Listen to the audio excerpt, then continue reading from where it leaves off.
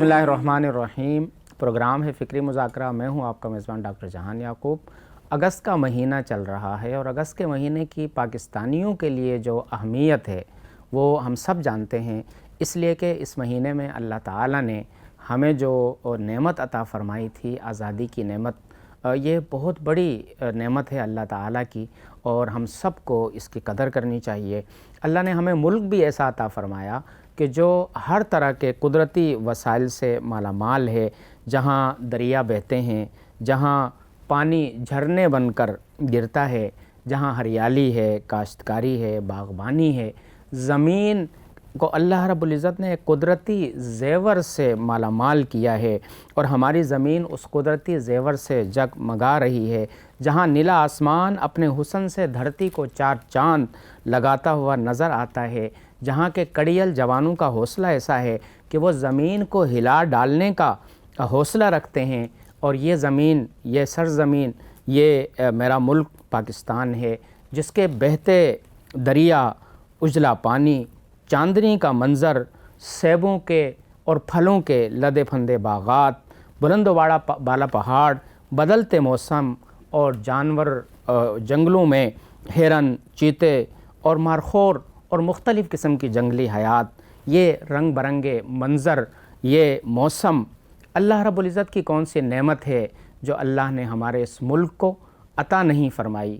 اللہ رب العزت نے اس ملک کو وسائل سے اتنا مالا مال کر دیا ہے کہ یہ ملک حالانکہ لٹے پٹے مہاجر تھے جو اس ملک میں آ کر آباد ہوئے، اور یہاں پر اس وقت صنعتوں پر، کاروبار پر اور ہر طرح کے وسائل زندگی پر چونکہ ہندوؤں کا قبضہ تھا اور وہ سب کچھ لے کر ہندوستان چلے گئے، تو یہاں ہمارے پاس قدرتی وسائل کے علاوہ کچھ نہیں تھا، اوپر سے 1,00,000 مہاجرین کا بوجھ تھا جن کو بسانا تھا، جن کو آباد کرنا تھا، لیکن مملکت خداداد پاکستان نے وہ ناممکن بھی ممکن کر دکھایا اور دنیا ورطہ حیرت میں رہ گئی کہ جس ملک کے بارے میں ہمارا یہ خیال تھا کہ یہ چند دنوں کی بات ہے اور اس کے بعد پھر یہ ملک دنیا کے نقشے سے غائب ہو جائے گا، لیکن اس ملک نے اپنے آپ کو اس طرح اسٹیبل کیا اور اس طرح سے اس نے جو ہے وہ تمام مسائل کو فیس کیا ہے۔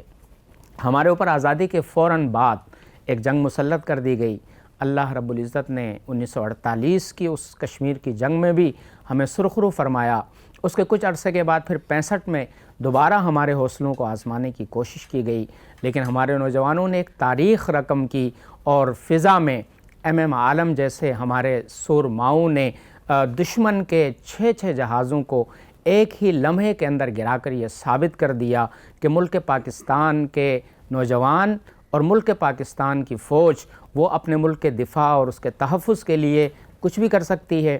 پھر آگے 71 کا مرحلہ آیا جس میں دوبارہ ہمارے اوپر جنگ مسلط کی گئی، اگرچہ ہمارا ایک مضبوط حصہ ہمارا مغربی پاکستان ہم سے جدا ہو گیا، لیکن پاکستان اس گرداب سے بھی نکلا۔ الحمدللہ اللہ رب العزت کا کرم ہے، ہم 77واں یوم آزادی منانے جا رہے ہیں۔ اس حوالے سے آج میں نے مدعو کیا ہے اپنے مہمانوں کو، مفتی محمد سعد جاوید صاحب میرے ساتھ تشریف رکھتے ہیں، کسی تعارف کے محتاج نہیں ہیں، آپ بنور میڈیا پر بھی ان کو دیکھتے رہتے ہیں، خاص طور پہ ان کا فیض رمضان میں تفسیر قرآن کا سیگمنٹ آپ سب بڑے ذوق سے دیکھتے ہیں، اس کے علاوہ بھی میڈیا پر یہ آتے رہتے ہیں۔ مفتی سعد صاحب ہمارے ساتھ موجود ہیں، مفتی سید فصیح اللہ صاحب بھی کسی تعارف کے محتاج نہیں ہیں۔ ان دونوں حضرات سے ہم اس حوالے سے کچھ سوالات کریں گے۔ میں ابتدا کر رہا ہوں مفتی سعد جاوید صاحب سے۔ مفتی صاحب، پاکستان 1947 میں آزاد ہوا اور پاکستان کے 7 جو ممالک آزاد ہوئے ہیں اس میں چائنا بھی ہے، لیکن ہم یہ دیکھتے ہیں کہ 48 میں چائنا آزاد ہوا ہے، ہم یہ دیکھتے ہیں کہ اقتصادی حوالے سے وہ ہم سے بہت آگے ہے اور ہم اس کے مقابلے میں بہت پیچھے رہ گئے ہیں۔ کیا وجوہات ہو سکتی ہیں جو ہم مالی اور اقتصادی حوالے سے دن بدن پیچھے ہوتے چلے جا رہے ہیں اور ہمارا سفر اب تو بالکل ہی ریورس چلتا جا رہا ہے، تو آپ اس کی کیا وجوہات سمجھتے ہیں؟ بسم اللہ الرحمن الرحیم۔ بہت شکریہ ڈاکٹر صاحب، آپ نے اس اہم موضوع پر مجھے یہاں پر گفتگو کے لیے دعوت دی، موقع دیا۔ بنیادی طور پر آپ کا سوال جو ہے وہ 2 پیرائے سے سمجھنے کے لیے ضروری ہے تاکہ اس کا جواب جو ہے وہ سمجھا جا سکے۔ ایک تو یہ ہے کہ ہمارے ساتھ آزاد ہونے والے قرب و جوار میں کم و بیش سال 2 سال کے عرصے میں جن ممالک نے اپنی آزادی حاصل کی اور آزادانہ حیثیت سے دنیا کے اندر وہ منصع شہود پر آئے، ان کی ترقی اور ہماری ترقی کے درمیان بڑا ایک بعد ہے، تفاوت ہے۔ اس کی ایک وجہ تو یہ تھی کہ پاکستان کو جہاں پر آزادی ملی وہاں پر پاکستان کو بہت سارے دشمن اور بہت سارے حاسدین سے سامنا کرنا پڑا۔ دشمن چاروں طرف سے تھے، دشمن اس ترقی کے اندر جو ہے رخنے ڈالتے رہے، رکاوٹیں ڈالتے رہے، اور ان کے اندر ہم الجھ کر بہت سارے معاملات میں پیچھے چلے گئے۔ جیسے مثال کے طور پر آپ نے شروع اپنی گفتگو میں کہا کہ مختلف مواقع پر ہم پر جنگیں مسلط کی گئی، یلغار کی گئی، تو کسی بھی ملک پر کسی جنگ کا مسلط ہو جانا اس ملک کی معیشت کے لیے بہت بڑی تباہی کا سبب اور باعث بنا کرتا ہے۔ تو کچھ ہی عرصے بعد جب ہم ترقی کے راستے پر گامزن ہوتے تھے، بڑی عیاری اور مکاری سے دشمن ہم پہ اوپر جو ہے یلغار کر دیتا تھا، اور وہ ترقی کا چلتا پہیہ جو ہے وہ دوبارہ واپس گھوم جاتا تھا۔ لیکن اس کے باوجود دیکھیں کہ پاکستان نے وقتاً فوقتاً ان پر کی گئی یلغاروں کے باوجود ترقی کی شرح پاکستان میں ان ممالک کے مقابلے میں زیادہ ہی رہی جو ممالک ہمارے ساتھ آزاد ہوئے۔ لیکن اس کے باوجود پھر بھی ہمارے ہاں کچھ اندرونی خلفشار، اندرونی انتشار اور اپنے مقصدیت سے جو ہے وہ ہٹ کر اور فرقوں میں، گروہوں میں، مسلکوں میں، قومیتوں میں بٹ کر تعصب کی بو کے ساتھ ہم نے خود بھی اپنی ترقی کے راستے کو روکا ہے۔ ہم دیکھ لیں کہ ہم نے لا الہ الا اللہ کی بنیاد پر ایک ملک حاصل کیا، ہمارا موٹو یہ تھا، ہمارا نشان یہ تھا، لیکن اس کے بعد ہم مختلف جو ہے وہ قومیتوں میں بٹے، کوئی مہاجر کہلایا، کوئی پنجابی کہلایا، کوئی سندھی کہلایا، کوئی بلوچی کہلایا۔ یہ جتنی بھی قومیتیں تھیں یا علاقوں کے نام کے ساتھ منسوب تھے، یہ تو محض ایک پہچان تھی، لیکن ہم نے اس پہچان کو ہی مقصد بنا لیا، اور اسی کے گرداب میں ہم ایک دوسرے کی جڑیں کاٹتے رہے، ایک دوسرے کے کو نیچے گرانے کی کوشش میں کرتے رہے۔ تو ہم دیکھتے ہیں کہ ہمارا پاکستان کو اوپر لے جانا کہیں بہت دور چلا جاتا ہے، اور قوم کو اوپر لے جانا، اپنی زبان کو اوپر لے جانا اور اپنے تعصب کو جو ہے پروان چڑھانا، یہ مقدم ہو جاتا ہے۔ کسی بھی ملک یا کسی بھی قوم یا کسی بھی گروہ کے اندر جب یہ چیزیں جو ہے پنپ جاتی ہیں، وہ گروہ کبھی ترقی نہیں کر سکتا۔ تو پاکستان کو اس نہج پر پہنچنے کے لیے اتحاد، یکجہتی اور ایک جس بنیاد پر یہ اس کو حاصل کیا گیا تھا اس پر جمع ہونے کی ضرورت ہے، جس کے لیے ہمیشہ آواز اٹھائی جاتی ہے، اور یہ کہا جاتا ہے کہ اس مقصد کی طرف لوٹ آئیں جو کلمہ کی بنیاد تھی، جس پر ہم نے پاکستان حاصل کیا تھا۔ اس پر آئیں گے تو پاکستان کے معاملات خود بخود حل ہوتے چلے جائیں گے، اور اقتصادی اور معاشی حالت بھی درست ہوگی۔ اقتصادی اور معاشی حالت جڑی ہوتی ہے کسی بھی قوم کی اخلاقی حالت کے ساتھ۔ جب تک کوئی قوم اخلاقی طور پر زوال پذیر ہوگی، وہ کبھی بھی اقتصادی طور پر ترقی نہیں کر سکتی۔ اخلاق جو ہے وہ اقتصاد کے ساتھ لازم اور ملزوم ہوتے ہیں۔ ہمیں اپنی قوم کو اخلاقی طور پر مضبوط کرنا ہے، اور اخلاقی طور پر مضبوط قوم تبھی ہوگی جب قوم جو ہے وہ آپس میں ایک دوسرے کے ساتھ بھائی بندی کے ساتھ کلمے کی بنیاد پر کھڑی ہوگی۔ اگر قوم اسی طریقے سے تقسیم در تقسیم رہی تو اخلاق زوال پذیر ہوں گے، جب اخلاق زوال پذیر ہوں گے تو معیشت خود بخود جو ہے وہ زوال پذیر ہو جائے گی۔ جی مفتی فضل اللہ صاحب، آپ کیا فرمائیں گے اس حوالے سے؟ جی، میں مفتی صاحب کے ان تینوں باتوں سے اختلاف کروں گا، اور شاید پہلی بار میں آپ کے اس پروگرام میں کسی بات سے اختلاف نہیں، بالکل ہونا چاہیے۔ اختلاف رائے جو ہے یہ تو صحت مند معاشرے کی دلیل ہے۔ آپ کا سوال تھا کہ معاشی لحاظ سے پاکستان دن بدن پیچھے جا رہا ہے، اور اسی کے ساتھ آزاد ہونے والے جو ممالک ہیں ہمارے پڑوسی ارد گرد، وہ تیزی سے آگے بڑھ رہے ہیں۔ آپ نے چائنا کی مثال دی اور اچھی مثال دی۔ دیکھیے، بیرونی سازشوں نے ہمیں جنگوں میں دھکیلا تو اس وجہ سے ہماری معیشت کمزور ہو گئی۔ تو جن ممالک کی جنگ اور دشمنی جو ہے وہ پاکستان سے ہیں، تو ان کا تنازع چائنا سے بھی ہے۔ اگر جڑ پہ ہمارے ساتھ ہوتی ہے اور بارڈر غیر محفوظ ہے، تو ان کے بھی وہی بارڈر غیر محفوظ ہے، انہی ممالک کا ان سے بھی۔ اچھا، جو ممالک چائنا کے دوست ہے تو وہ ہمارے بھی دوست ہے، اگر چائنا ہمارا دوست ہے تو ہم ان کے بھی دوست ہیں۔ اگر اس طرح ایران کے ساتھ ہے، برادرانہ تعلقات ہے، افغانستان کے ساتھ ہے، تو چائنا بھی انہی کے ساتھ قریب ہے، اور جن سے ہم دور ہے تو وہ چائنا سے بھی دور ہے۔ تو اپنی کمزوری یا گرتی معیشت کی وجہ یہ قرار دینا کہ بیرونی سازشوں نے ہمیں 65 کی جنگ میں، 71 کی جنگ میں جو ہے وہ مصروف رکھا اور ہمیں اپنی معیشت کی طرف توجہ نہ ہوئی، یہ بات غلط ہے۔ دوسری بات کہ بھائی اندرونی کچھ ہم فرقوں میں بٹھے ہوئے ہیں، قومیتوں میں بٹھے ہوئے ہیں، اور ہم انتشار کے شکار ہے، اس وجہ سے ہماری معیشت کمزور ہے۔ میرے خیال میں ان چیزوں کو معیشت کے ساتھ ریلیٹ کرنا یہ منطقی لحاظ سے صحیح نہیں ہے، کیونکہ یہی قوم جو شیعہ بھی تھی، سنی بھی تھی، بریلوی بھی تھی، دیوبندی بھی تھی، اور منکرین حدیث بھی ان تھی، کی اپنی قرآنسٹ بھی قومیتیں تھی، تھیں، قومیتیں بھی تھی، سب شناختیں موجود تھی۔ ان سب شناختوں کے باوجود، یعنی چاہے مذہبی نسبتیں ہو یا قومی نسبتیں ہو، انہی نسبتوں کے باوجود آپ نے کلمہ وحدت، جو ہمارا نقطہ وحدت ہے، کلمہ توحید لا الہ الا اللہ محمد رسول اللہ، اس وحدت پہ آپ نے ملک پاکستان کو جب حاصل کیا، آزادی حاصل کی، تو آپ معاشی ترقی کیوں نہیں کر سکتے؟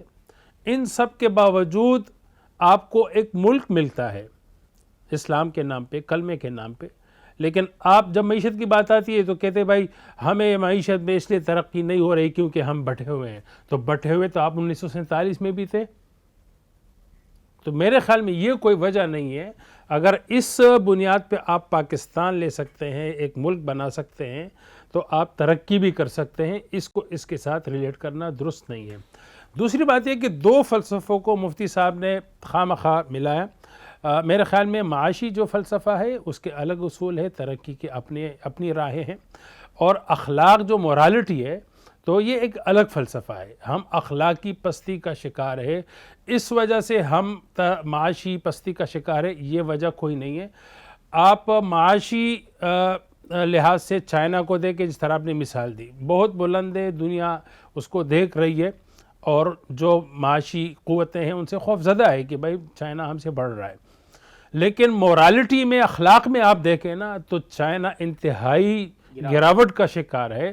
وہاں خاندانی نظام کوئی نہیں ہے، حلال حرام کا کوئی وہ نہیں ہے، کسی کی عزت نفس صرف اور صرف کیپٹل یعنی سرمایہ کی بنیاد پر عزت ہے، ورنہ کسی کی کوئی عزت نہیں ہے۔ فرد اور شخصیت کی، خاندان کی، معاشرت کی کوئی حیثیت، کوئی معنی نہیں ہے۔ اب وہ آہستہ آہستہ آ رہے ہیں فیملی سسٹم کو دوبارہ بنانے کے لیے کہ بھائی بچوں پر پابندی تھی تو اب ہمیں بلکہ ابھی ڈگری وہ جاری کرنا انہوں نے شروع کر دیا کہ جو قومیں یا جو لوگ، جو خاندان اپنا خاندانی نظام بہتر طور پر بنائے گا تو ہم ان کو ڈگری دیں گے سرکاری طور پہ۔ تو میرے خیال میں مورالٹی میں وہ تو بہت زیادہ پست قوم ہے، لیکن معیشت میں پھر بھی وہ بلند ہے۔ تو میں مفتی صاحب کی ان تینوں باتوں سے اختلاف کرتا ہوں۔ اگر مفتی صاحب پھر وجہ آپ کیا سمجھتے ہیں؟ وجہ جی وجہ تو دیکھیں، آپ یہ بتائیے گا کہ پہلی جب ہمارا رخ ہی دوسری طرف ہو گیا، میرے لحاظ سے وجہ جو اس کی ہے وہ یہ کہ جس کلمہ وحدت، نقطہ وحدت لا الہ الا اللہ محمد رسول اللہ پر ہم نے ملک حاصل کیا، وہ نظام ہم نے رائج نہیں کیا۔ ہم نے برٹش سے تو مطلب ایک حدود کے ایک جغرافیائی ایک ملک تو لیا، لیکن ہم نے نظریاتی ملک نہیں لیا۔ قانون وہی جمہوریت ہے، قانون وہی لبرل ریاست کے طور پر ہے، بلکہ اب تو یہی ڈیبیٹ شروع ہو گئی ہے کہ قائد اعظم محمد علی جناح رحمۃ اللہ علیہ نے بھی ایک سیکولر ملک کا تصور پیش کیا تھا، حالانکہ یہ ان کے بارے میں بالکل جھوٹ ہے۔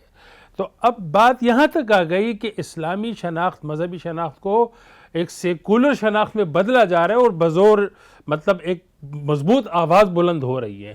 تو وجہ اس کی یہ ہے کہ یہ 75 سے 77 سال تک پاکستان میں کوئی مذہبی ریاست، مذہبی حکومت یا اسلامی حکومت رائج نہیں ہوئی، ہمیں سسٹم نہیں ملا۔ جب سسٹم نہیں ملا تو آپ کی معیشت اسلامی نہیں ہے، تو ایک اسلام کا ٹپا ہے، اسلامی نہیں ہے، معیشت گرے گی، الزام پاکستان پہ۔ اسلامی سسٹم آپ کے پاس نہیں ہے، اصلاح تربیت کا کچھ بھی مطلب آپ کو نہیں ملا، نہ آپ نے کیا۔ وہیں سیکولر تعلیم ہے، وہیں سیکولر میڈیا ہے، وہیں آپ کے اور میرے بچوں کی تربیت غلط جگہوں سے ہو رہی ہے، اقتصاد کے ساتھ، معاش کے ساتھ، جی ہاں، تو میں آپ کو سب بتا رہا ہوں کہ سیکولر اسلامی ممالک بھی اقتصاد دنیا میں ہیں، سوشلسٹ ممالک بھی دنیا میں ہیں، وہ ترقی کر رہے ہیں، ہم کیوں نہیں کر پا رہے ہیں؟ جی میں آپ کو یہ کہہ رہا ہوں کہ ہم نے جس کلمے کی بنیاد پر ملک لیا، اگر ہم وہی سسٹم رائج کریں گے نا، اسلامی معیشت ایک پورا وہ ہے، یعنی اس کا خاکہ ہے، وہ لائیں گے تو پھر گلہ ہو سکتا ہے کہ بھائی اسلام کے نام پہ جو ملک بنا ہے اس نے ایک ترقی کیوں نہیں کی، وجہ اس کی اسلامی معیشت ہے۔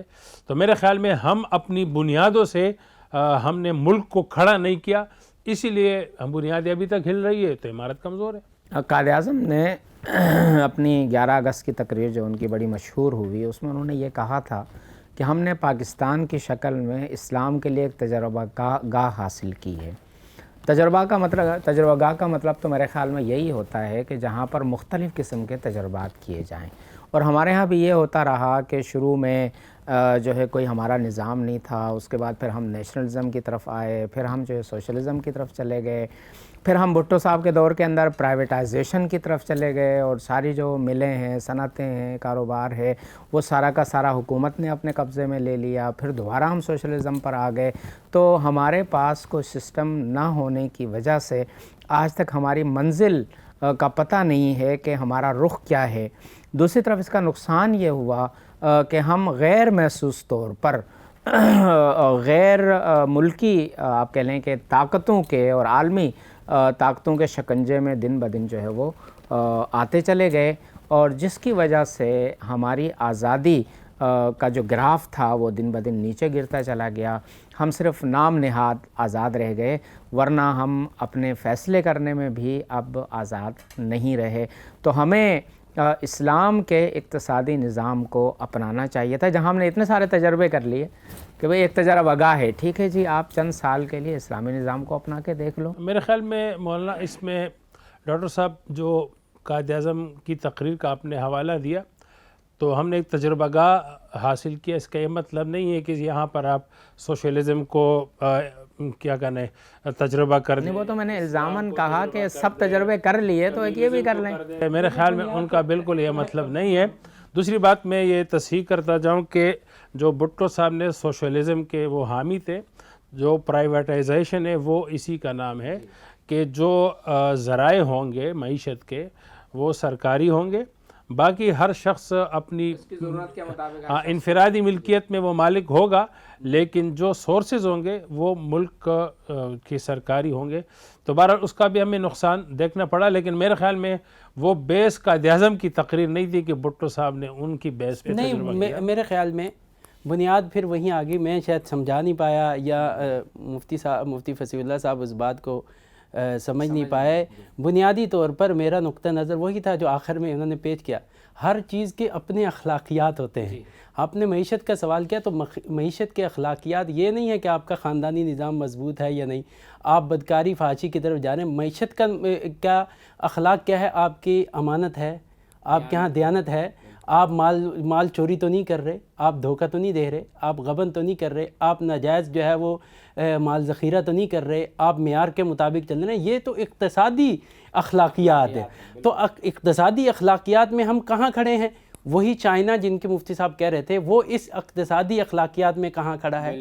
اسی طریقے سے ہم دوسری طرف آ جائیں، جو میں نے کہا کہ قومی لسانی گروہوں میں بٹیں۔ قومی لسانی گروہوں میں بٹنے کا مطلب یہ ہے کہ اس سب کے باوجود کہ ہم پاکستان بننے سے پہلے بھی قومی لسانی گروہوں میں بٹے ہوئے تھے، مفتی صاحب کی بات صحیح ہے، لیکن کلمہ وحدت کیا تھا ہمارا مشترکہ مقصد کیا تھا؟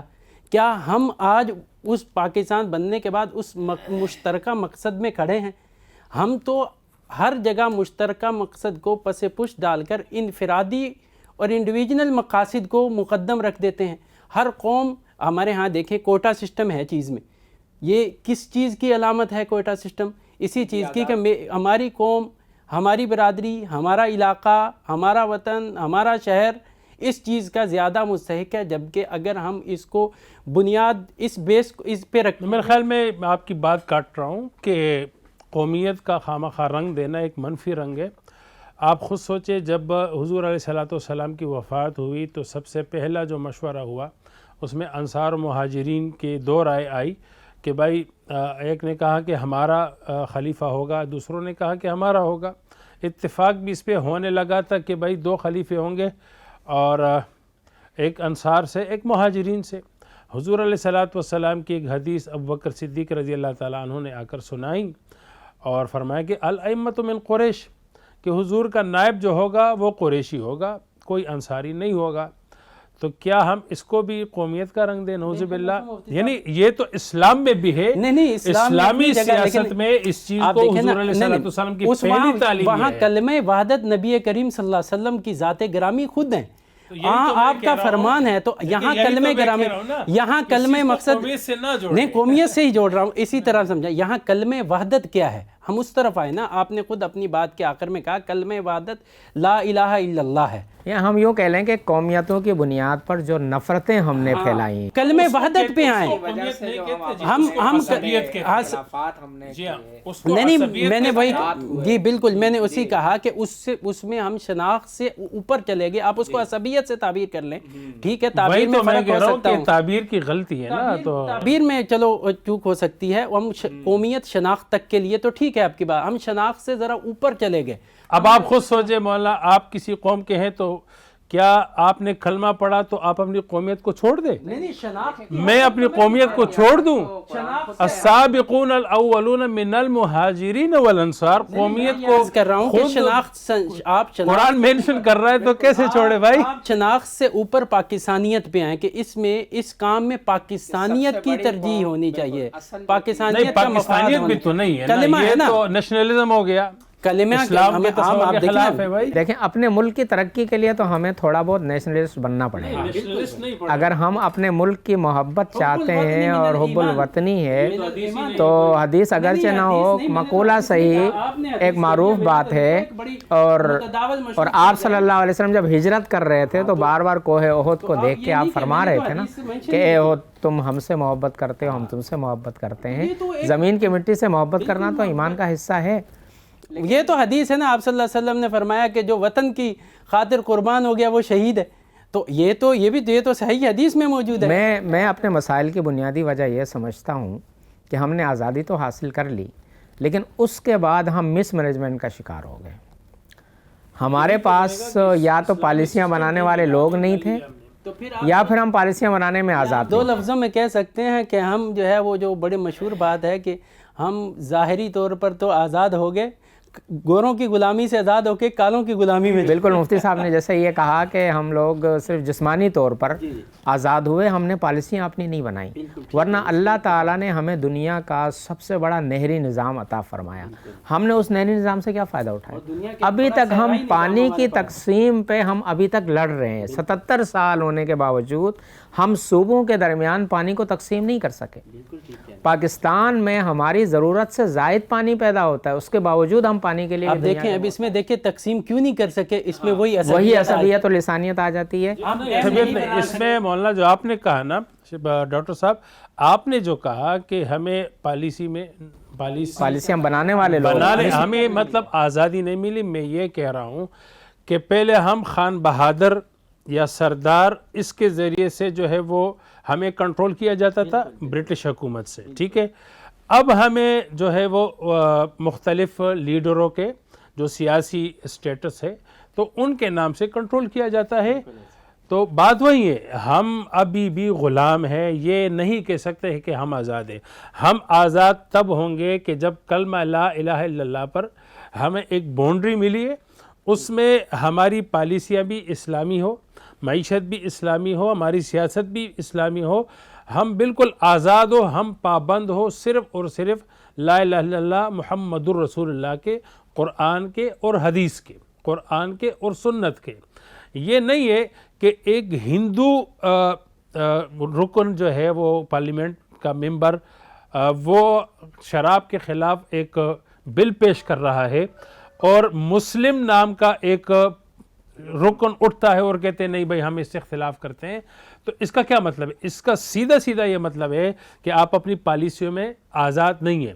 جس طرح ابھی یہ مبارک ثانی کا کیس آیا، آئینی پاکستان کے بالکل خلاف ہے، یعنی 100% خلاف ہے، لیکن اس میں آئین کو روندا گیا اور ان کو کھلی چھوٹ دی گئی کہ بھائی آپ اپنی اسلام کے نام پہ جو تحریف کرنا چاہے، دجل کرنا چاہے اور دھوکہ دہی آگے آپ پھیلانا چاہے تو آپ بالکل آزاد ہیں. ہاں، کمرے کے اندر آپ قرآن کے ساتھ جو توہین کرنا چاہے تو کرے، کمرے کے ساتھ آپ قرآن میں جو تحریف کرنا چاہے اور اس کو آپس میں بانٹنا بھی چاہے تو کر سکتے ہیں.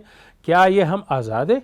کیا ہمارا جو مطلب کورٹ سے جو فیصلہ ہوا، کیا وہ مسلمان نہیں تھے؟ وہ مسلمان تھے، لیکن پالیسی میں وہ پابند ہے، پالیسی میں وہ پیچھے سے پابند ہے کہ بھائی اگر مبارک ثانی کے چھوٹے سے کیس میں بھی آپ نے آزادانہ آئین کے مطابق، قرآن و سنت کے مطابق اگر آپ نے فیصلہ دیا نا تو پتہ نہیں پاکستان کے ساتھ کیا سے کیا ہو جائے گا. حالانکہ ایک انفرادی فیصلہ ہے، اس میں ہمیں آزاد ہونا چاہیے، لیکن اس میں ہم آزاد نہیں ہیں تو کیسے ہم اپنی معیشت کی اور پاکستان کی جو ہے وہ تنزلی کو ہم انہی کے پروپیگنڈے. یہی بات میں ان سے بہت زیادہ منسلک ہوتا ہوں. جب بھی آپ بات کریں گے تو کہیں گے بھائی آپ فرقہ فرقہ ہو، جب بھی آپ بات کریں گے آپ بلوچ ہو، پٹھان ہو، پنجابی ہو، سندھی ہو، سرائکی ہو، یعنی قومیت کا ٹائٹل اور فرقہ وارانہ ٹائٹل آپ پہ جو ہے وہ باقاعدہ تھوپا جاتا ہے کہ آپ تنزلی، آپ اخلاقی لحاظ سے پست ہو. اس لیے یہ ساری باتیں ان کی. حالانکہ ہمارا جو اصل مسئلہ یہ ہے کہ ہمیں کلمہ وحدت پر، لا الہ الا اللہ پر ملک ملا ہے تو قانون بھی اسی کا ہونا چاہیے. ہمیں اوپر سے کنٹرول رکھا جائے، نیچے کے خداؤں سے ہمیں آزادی ابھی تک نہیں ملی. میں یہ کہنا چاہ رہا ہوں، اس لیے میں نے اختلاف مفتی صاحب کی بات کا خلاصہ وہی وہ بات ہمارے میرے خیال تینوں کی اتفاقی ہے کہ کلمہ طیبہ کے تقاضے جو ہیں ان سے وہ پورے نہیں کیے گئے، جس کی وجہ سے دن بدن ہم اپنی منزل سے دور ہوتے چلے جا رہے ہیں. آپ نے جیسے اس کیس کی بات کی ہے، یہ آج کل ایک برننگ ایشو بھی ہے اور اس کو اہمیت دینی بھی چاہیے. آپ نے جیسے کہا کہ چھوٹا سا کیس نہیں ہے یہ. میں عرض کروں کہ 7 ستمبر 1974 کو جو ایک فیصلہ دیا گیا جس کے تحت قادیانی، لاہوری، مرزائی، وہ لوگ جو آپ صلی اللہ علیہ وسلم کے بعد کسی بھی شکل میں نبوت کے اجرا کو مانتے ہیں، ان کو دار اسلام سے خارج قرار دیا گیا. پھر 84 تک ان کو موقع دیا گیا، 74 سے لے کر 84 تک ان کو موقع دیا گیا کہ پاکستان کے قانون کے مطابق یہ اپنی حیثیت کو تسلیم کر لیں، اپنے آپ کو اقلیتوں میں شمار کریں. لیکن انہوں نے جب اس قانون کو تسلیم نہیں کیا اور کھلے عام جو ہے وہ اس کے ساتھ بغاوت کا رویہ رکھا تو اس کے بعد آرڈیننس کی شکل میں امتناع قادیانیت آرڈیننس آیا 1984 میں، جس کے ذریعے ان کو پابند کیا گیا کہ وہ اسلامی شعائر کو استعمال نہ کریں. یہ ایک بہت اہم فیصلہ تھا جو ہمارے کانسٹیٹیوشن کا حصہ بنا. لیکن سوچنے کی بات یہ ہے کہ 2019 میں ایک تحریف شدہ ترجمہ تفسیر صغیر کے نام سے، جس میں آپ صلی اللہ علیہ وسلم کی ازواج مطہرات کی کھلے عام توہین موجود ہے، اس ترجمے کو جو ہے ایک کالج میں تقسیم کیا جاتا ہے، ایک تعلیمی ادارے میں تقسیم کیا جاتا ہے اور اس پر FIR کٹوانے کے لیے قانون کا راستہ اختیار کیا جاتا ہے. لیکن 2019 سے لے کر 2024 تک جو ہے اس پر جو بھی کارروائی ہوتی ہے وہ محض ایک فسفسی کارروائی جس کی کوئی حقیقت ہی نہیں ہوتی. کئی سال کے بعد تو جا کے FIR کا اندراج ہوتا ہے، پھر اس آدمی کو گرفتار کر لیا جاتا ہے، ہائی کورٹ سے، سیشن کورٹ سے ضمانت اس کی مسترد ہو جاتی ہے، پھر اچانک سپریم کورٹ سے جو ہے اس آدمی کو نہ صرف ضمانت ملتی ہے بلکہ ساتھ میں یہ بھی کہا جاتا ہے کہ اس تفسیر کو بھی یہ لوگ اپنے حلقوں میں تقسیم کر سکتے ہیں. تو تحریف قرآن کی گویا کہ سپریم کورٹ سے جو ہماری عدالت عظمیٰ ہے وہاں سے اجازت دی جا رہی ہے. مطابق بتاؤں کہ یہ تفسیر صرف ان کے حلقے میں تقسیم نہیں ہوئی بلکہ سنی نوجوانوں تک بھی گئی. میرے علم میں خود ذاتی طور پر ہے کہ یہاں کراچی کے بعض مدارس کے طلباء کے پاس بھی پائی گئی کہ بھائی مفت میں تقسیم ہو رہی ہے. اچھا، اور دھوکہ یہ دیا گیا کہ بھائی یہ تفسیری کبیر کا خلاصہ ہے، تو تفسیر کبیر بھی انہی کی ہے ایک، لیکن وہ کہا بھائی تفسیر رازی، امام رازی کی جو تفسیر کبیر ہے نا، تو اب طلباء تو نہیں سمجھتے، وہ سمجھتے شاید امام رازی کی تفسیر کبیر کا خلاصہ مل گیا، اچھی تفسیر ہے. تو پھر جب اساتذہ کو پتہ چلا کہ یہ، تو پھر انہوں نے کہا یہ تو ایک نکتہ جو ہے میں یہاں پر اٹھانا چاہوں گا کہ ایک عجیب سچویشن ہے ہمارے ہاں یہ جو مقننہ کی عدالتوں کی لڑائی ہے یہ بھی اپنے مفادات کے ہی گرد گھومتی ہیں. دیکھیں عمومی طور پر آج کل ہمارے ہاں ایک نئی ریت چلی ہے عدالتوں کے اندر کہ جو عوامی کیسز ہوتے ہیں عوام کی دلچسپی کے، ان کی ہیئرنگ جو ہے وہ براہ راست لائیو جو ہے اسٹریمنگ سے نشر کی جاتی ہے۔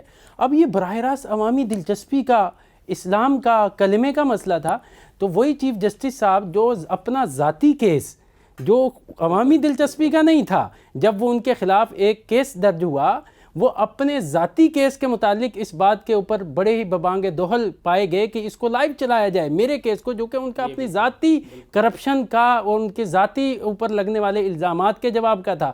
اور یہ معاملہ جو کہ 25 کروڑ عوام کے ایمان اور کلمے کا مسئلہ تھا مسلمانوں کے، اس کے حوالے سے ایک بند کمرے کے اندر، اور پھر بند کمرے میں نہیں، میں آپ کو اپنی معلومات کے حد تک اس کی بعض ہیئرنگ خاص چیف جسٹس کے روم میں بھی ہوئی، اس کے بعض جو ہے سماعتیں اور بعض باتیں چیف جسٹس صاحب نے خاص طور پر اپنے کمرے کے اندر بھی کی۔ اتنا اہم نوعیت کا مسئلہ، اس کا مطلب یہ ہے کہ دال میں کالا کچھ نہیں ہے، ساری دال کالی ہے۔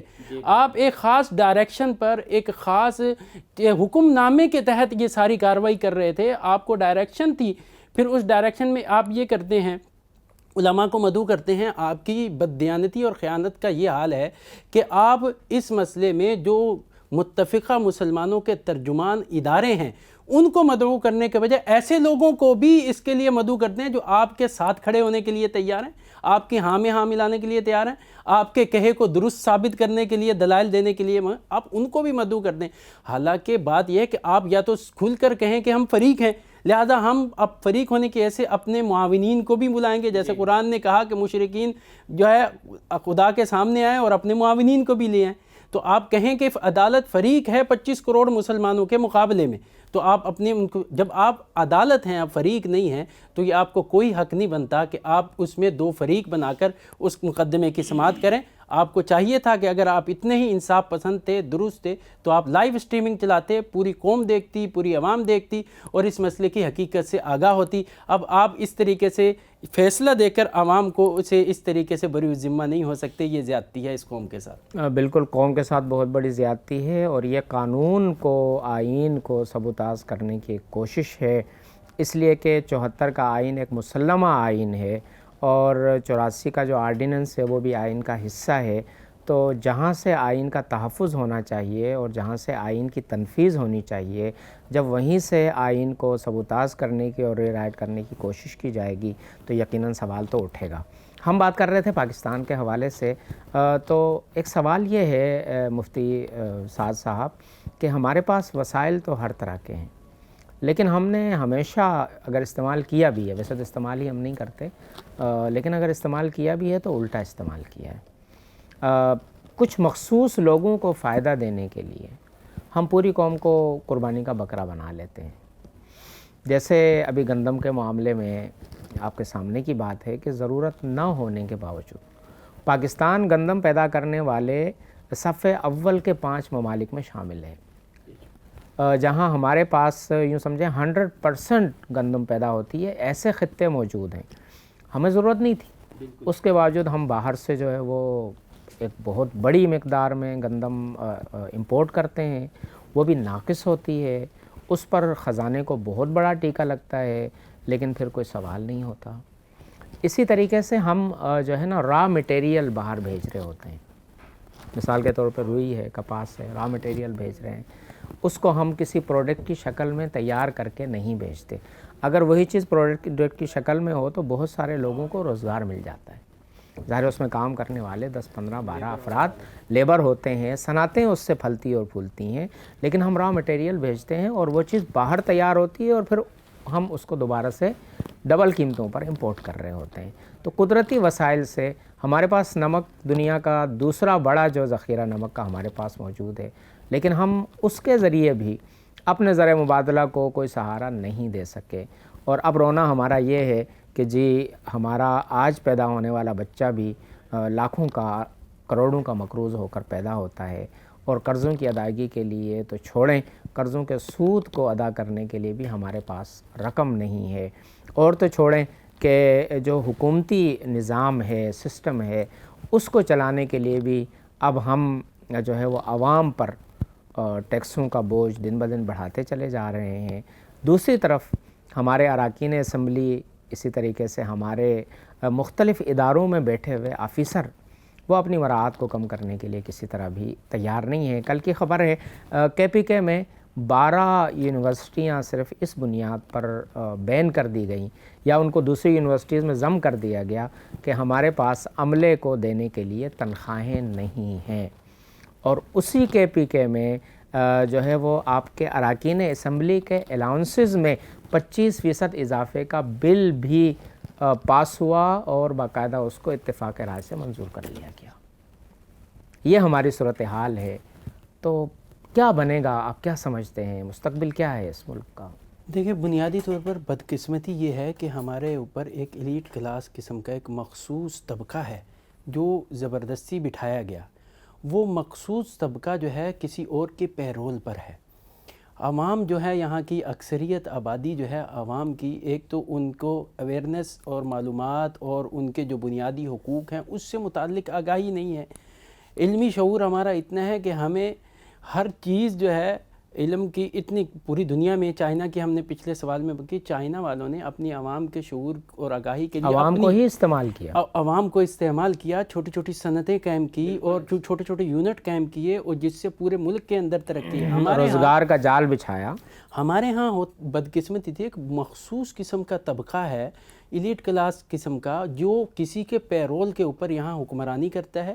ان کا جینا بھی باہر کے لیے، مرنا بھی باہر کے لیے۔ وہ یہاں کے وسائل جمع کر کے، لوٹ کھسوٹ کر کے ان وسائل کو ڈمپ بھی باہر کرتا ہے، اور وہ ان وسائل کو لے بھی باہر جاتا ہے۔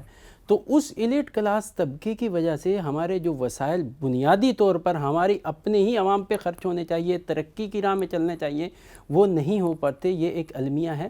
جب تک اس بنیادی ایلیٹ کلاس کے خلاف عوام کو بنیادی طور پر آئین اور قانون کی حدود میں کھڑے ہو کر اپنے حقوق اور قانون کے لیے لڑتے نہیں دیکھیں گے، تو آپ اس سے کبھی نہیں جان چھڑا سکتے۔ یہ نظام ایسا ہے، وہی لوگ حکمران بنتے ہیں۔ آپ دیکھ لیجئے، آپ 77 سال کی جو پارلیمنٹ کا جتنا دور ہے ہمارا، کچھ تو عرصہ ڈکٹیٹرز کا نکال دیجئے، چلے مان لیتے ہیں جی، ہم کہتے ہیں تقریباً کوئی 40-42 سال کا عرصہ جمہوریت کا، 40-42 سال کا جمہوریت کا، تو آپ اس میں صرف چہرے بدلتے دیکھیں گے، لیکن باپ تھا، خاندانوں کی باپ تھا، بیٹا تھا، پوتا تھا، اب تیسری نسل چل رہی ہے، تیسری چوتھی نسل تک ہم آ گئے ہیں۔ وہی گھرانے ہیں، وہی ان کے مفادات ہیں، وہی ان کے کاروبار ہیں، وہی ان کی صنعت و تجارت ہے، وہی سے ان کا سارا معاملہ ہے۔ وہی مل کے ایک دوسرے کے مفادات کا تحفظ کرتے ہیں، اور ان مفادات کے تحفظ کے لیے عوام کی کھال ادھیڑی جاتی ہے، ان پر ٹیکسز کی بھرمار کی جاتی ہے۔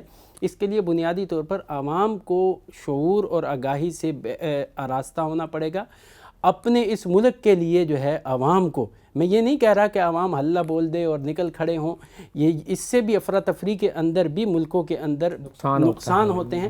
عوام کو اپنے حقوق اور قانون کے لیے پرامن طور پر ایسے راستے تلاشنے ہوں گے جس سے ان مخصوص طبقے سے جان خلاصی کی سبیل نکلے۔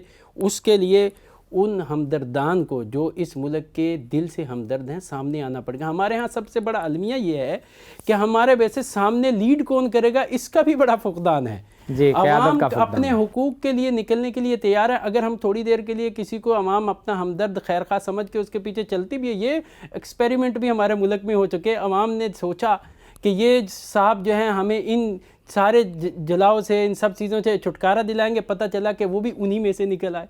تو یہ ایک دو نہیں، کئی دفعہ ایسا ایکسپیریمنٹ ہو چکا ہمارے ملک میں۔ اس لیے ایسی ہمیں اپنے ملک کے اندر قیادت کی جو اس ملک سے ساتھ مخلص بھی ہو، اس عوام کی ہمدرد بھی ہو اور خیرخواہ بھی ہو، اس کے زیر سایہ ہمیں ان تمام چیزوں سے جان خلاصی کرنی پڑے گی، تب بھی کوئی پر اثر اور اچھا نتیجہ اور ثمرہ نکل سکتا ہے۔ میں چھوٹی سی بات کہہ دوں کہ مفتی صاحب کی اس بات سے میں اب بھی اتفاق نہیں کرتا۔ مجھے تو پتہ نہیں کیوں منفی خیال آ رہا ہے کہ شاید مفتی صاحب اور سائل ادیم صاحب ایک ہی سوچ کے ہیں کہ گھما پھرا کر عوام کو اکسانا ہے۔ نہیں، تو میں یہ کہنا چاہتا ہوں اصل میں کچھ مثالیں اس وقت ہیں نا ہمارے سامنے۔ سمپل سی بات سری لنکا میں عوام باہر نکلے، حکومت کا تختہ، سمپل سی بات ہے، ہمارے پاس وسائل بہت ہے، بہت کچھ ہے، ٹیلنٹ بھی ہے، معاشی نظام بھی ہے، ہمارا ہے معاشی نظام اسلامی نظام۔ اب یہ وسائل ہے، لیکن اس کے باوجود عوام تک ان وسائل کا فائدہ نہیں پہنچ رہا، اور ایک مخصوص طبقہ اس سے فائدہ اٹھا رہا ہے. اس میں ہوتا کیا ہے، یہ ہے سب کیپٹلزم کا نظام ہے جس میں عالمی سطح پہ فائدہ جو پہنچتا ہے ہر ملک کے وسائل کا وہ ملٹی نیشنل کمپنیوں کے مالکان تک، اور پھر مقامی سطح پر کچھ مافیاز ہوتے ہیں وہ فائدہ اٹھاتے ہیں. اب آپ دیکھیں اسلام کیا کہتا ہے کہ بھائی اوپن مارکیٹ ہو. یہ لوگ کہتے ہیں نہیں کیپٹلزم میں اوپن مارکیٹ ہے. کیپٹلزم میں اوپن مارکیٹ بالکل نہیں ہے. وسائل پر ایک مافیا کا ہاتھ ہوتا ہے. آپ کی اپنی گندم ہے لیکن آپ اپنے بھاؤ سے اس کو نہیں بیچ سکتے ہو. جو مافیا آپ کو ریٹ دے گا وہ آپ کو کرنا پڑے گا، ورنہ آپ کا غلہ اور آپ کی گندم وسائل سب برباد ہو جائے گی، پڑے خراب ہو جائے گی. اچھا، حدیث میں صرف 2 مینشن کروں گا. حضور نے فرمایا کہ لا یبیع الحاضر لبادن، کہ کوئی شہری جو ہے وہ دیہاتی کے لیے بیع و شراء نہ کرے، بلکہ اس کو آنے دے، مارکیٹ میں بیچنے دے. وہ ظاہر ہے اس کو واپس بھی جانا ہے، اپنے بھاؤ پر وہ بیچ دے گا، اپنے دونوں رضامندی سے جو ہے وہ لوگ خرید لیں گے، تو اس کا مال بھی نکلے گا، اس کی ظاہر اس کے مطلب مرضی کے مطابق جتنا وہ کمانا چاہتا ہے، اور عوام کو بھی سستی چیز ملے گی کیونکہ بیچ میں مافیا نہیں ہے. اسی طرح ایک اور حدیث کی کتابوں میں ہے کہ حضور علیہ الصلوۃ والسلام نے تلقی رکبان سے منع کیا. یعنی قافلے آ رہے ہیں، باہر سے مال آ رہے ہیں، یہ مافیاز جاتی ہے، مافیا وہاں سے مال اٹھا کر لاتے ہیں، تو وہاں کچھ باؤ سے، یہاں اپنی مرضی کے باؤ سے. حضور نے فرمایا ایسے نہیں کرو، ان کو یہاں آنے دو تاکہ لوگ خود ہی جو ہے مالکان سے خریدیں. اب آپ دیکھیں تو آسان سی بات ہے کہ یہ سب کیپٹلزم کا نظام ہے جو کہ مغربی نظامی معیشت ہے، اسلامی نظامی معیشت نہیں ہے. اوپن مارکیٹ صرف نام کا ہوتا ہے. اوپن مارکیٹ اگر اسلامی لینا تو میرے خیال میں ہر ایک اپنے وسائل سے خوب فائدہ اٹھائے گا اور عوام کو جو ہے وہ سستی سے سستی چیزیں ملیں گی، مافیا بیس سے ہٹے گی. شاہ ولی اللہ رحمۃ اللہ علیہ کا یہی نظریہ تھا، فک کلی نظام، سارے نظاموں کو آگ لگاؤ اور نئے سرے سے اسلامی نظام نافذ کرو. یہ تو مطلب سادہ سی بات ہے، مفتی صاحب میری بات سے اختلاف کرتے ہیں، وہ میرے سے اچھا میری بات کو بہرحال یہ ہے کہ خلاصہ تمام باتوں کا وہ یہ ہے ایک مخصوص طبقہ ہے، ایک مخصوص مافیا ہے. میں بھی وہی کہہ رہا ہوں، ایلیٹ کلاس قسم کی ہے وہ، اس کو آپ کیپٹلزم کا نظام دے دیں. آپ نے سیاست کی طرف ایک معاشی فلسفے کو آپ نے، وہ کیپٹلزم میں بھی وہی جو سیاست میں ہے وہی کیپٹلزم. حقیقت تو یہی ہے کہ اس وقت ہمارا جاگیردار، ہمارا وہی سیاست میں ہے، ہمارا جو کوئی بھی سرمایہ دار وہی سیاست میں ہے، اور وہی سیاست والے ہمارے سرمایہ دار ہیں. جی ایسا ہی ہمارے ہاں. لیکن ان تمام خرابیوں کے باوجود اور ان تمام مسائل کے باوجود یہ ملک اللہ تعالیٰ کی بہت بڑی نعمت ہے. آزادی اللہ کی ایک ایسی نعمت ہے کہ جس کا کوئی نعم البدل نہیں ہے، اور اس کی قدر وہی ممالک جانتے ہیں جو آزادی کے لیے آج بھی خون کی ندیاں بہانے کے لیے تیار ہیں. ان کی کئی نسلیں آزادی کی جنگ لڑ چکی ہیں، لیکن پھر بھی آزادی کی منزل ان سے دور ہے. اس لیے ہمیں آزادی کی قدر کرنی چاہیے، اپنے ملک سے ہمیں محبت کرنی چاہیے، اور اپنے ملک کی محض خامیوں کو بنیاد بنا کر جو ہے وہ ملک کے خلاف کسی بھی مہم کا، کسی بھی سازش کا، کسی بھی پروپیگنڈے کا حصہ نہیں بننا چاہیے. 5th جنریشن وار کا مطلب ہی یہی ہوتا ہے کہ آپ کو آپ کے ملک کے خلاف، آپ کے اداروں کے خلاف، آپ کی بیوروکریسی کے خلاف اور ملک کے استحکام کو برقرار رکھنے والے وہ لوگ کہ جو دن رات اس ملک کو مستحکم کرنے کی سوچ میں ہیں، ان کے خلاف اکسایا جائے گا. اور ہم ناسمجھی میں بعض اوقات ایسے لوگوں کا جو ہے وہ کے لیے استعمال ہو جاتے ہیں. یہ ہمیں اپنی آنکھیں کھلی رکھنے کی ضرورت ہے، اور ہمیں ہر معاملے میں اویئرنیس کی ضرورت ہے، ہوشیار رہنے کی ضرورت ہے کہ خدا نہ خواستہ ہمارا کوئی قدم اس عظیم دھرتی کے کسی بھی جو ہے وہ پہلو کو نقصان پہنچانے والا نہ ہو. آزادی کی قدر کیجیے، اپنے ملک سے محبت کیجیے. اجازت دیجیے. السلام علیکم ورحمۃ اللہ.